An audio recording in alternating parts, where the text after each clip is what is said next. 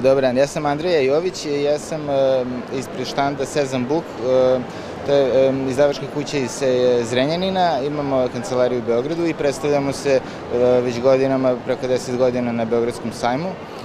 Ove godine imamo dosta novih izdanja iz više oblasti. Posebno bih istakao program Evropske unije koji je pod pokroviteljstvom Desk Kreativna Evropa, koji je potpomogao izdanje 6, da kažem, naslova mlađih autora koji su evropski priznati, znači većina od njih, 5 od 6, imaju